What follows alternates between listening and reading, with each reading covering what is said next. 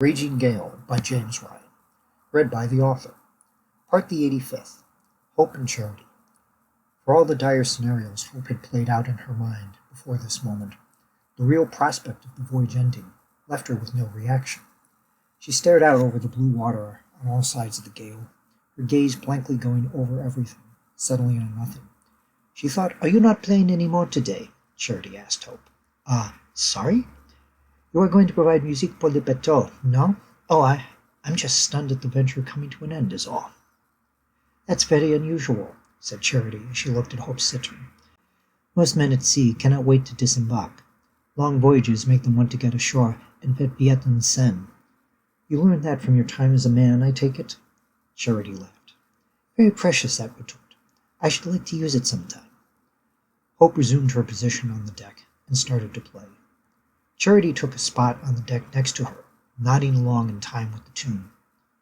Hope managed to play 2 fantasies for the crew before she stopped and asked her, "Are you sure you're not in anyone's way here on the deck?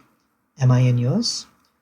Hope sighed and continued to play, giving the crew 3 more fantasies. As she completed the 3rd, she noticed Andrews had once again been paying attention to her.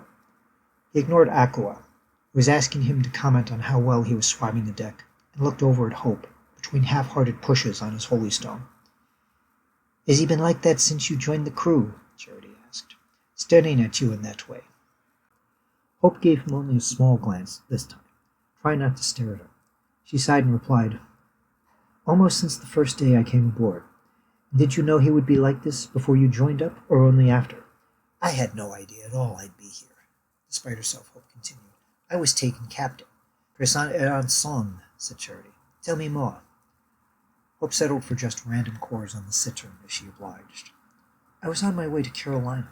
The rest of my family went ahead to get the plantation in order, and I stayed with my Uncle James until he could come as well. Unusual arrangement, no? I had been with..." Hope stopped playing at that. "I had been with my aunt in her final days, and my uncle had to tend to the last details after she passed. I was hysterical after that, and my father thought me not fit to travel, so my uncle cared for me. He meant to bring me over at the first chance, and a few months later we made our voyage. And during the trip, the gale claimed my ship, and I became a hostage. For a hostage, you were certainly taking your predicament well, no? It got better when I signed the articles."